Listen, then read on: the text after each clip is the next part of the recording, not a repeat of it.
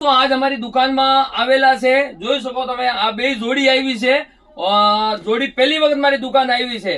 તો કોણ એડ્રેસ આપ્યું તમને અહીંયા આવવાનું? મારી દુકાનનું એડ્રેસ કોણ આપ્યું તમને? ફેસબુક ઉપર વિડિયો જોઈને આયા તમે. ફેસબુક ઉપર વિડિયો જોયેલો છે. કયા ગામથી આવો? વિજાપુર. વિજાપુર જિલ્લો મહેસાણા. દુકાન છે સાડીઓની. હા, સાડી. તો મહેસાણા વાળા જેટલા લોકો તમે જોવો છો, આ બેન નવી દુકાન કરે છે. એડ્રેસ બતાવી દો જરાક.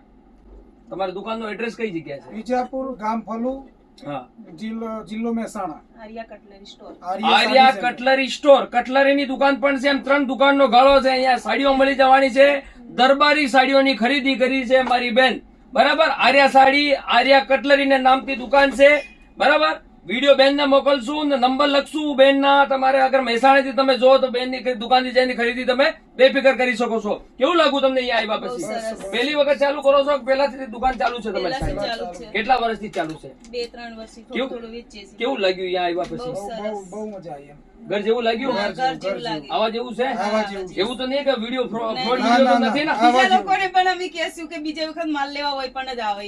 આ ફ્રોડ જેવું નથી ને? નહીં. એકદમ ટેન્શન હા, નો. ટેન્શન હા, નો. ઘર જેવું ઘર લાગ્યું? જેવું. તો તમારા 2 શબ્દ તમારી ગુજરાતી ભાષામાં જે પણ જોતા એ લોકોને કેવો કે ભાઈનો વ્યવહાર કેવો લાગ્યો ને કેવી રીતે બતાડ્યું? લોકેશભાઈ નો વ્યવહાર પણ સારો છે અને એમનું અહીંયા કલેક્શન સાડીઓનું બહુ સારું છે. અને બહુ મસ્ત સારી સાડીઓ મળે છે અહીં. તો જેને મને હોલસેલ લેવું હોય તો આયા તમે આવજો. તમારે કાપડનો વેપાર કરવો હોય, 0 થી સ્ટાર્ટ કરવું હોય, નવું ચાલુ કરવું હોય તો એકવાર રૂબરૂ આવો આપણી દુકાનમાં. એક એક ચીજ જો, ક્વોલિટી જો અને રેન્જ જો, પછી થોડું થોડું માલ લઈ જાઓ ને વેપાર કરો. બોલો જય શ્રી કૃષ્ણ, જય માતાજી. જય માતા.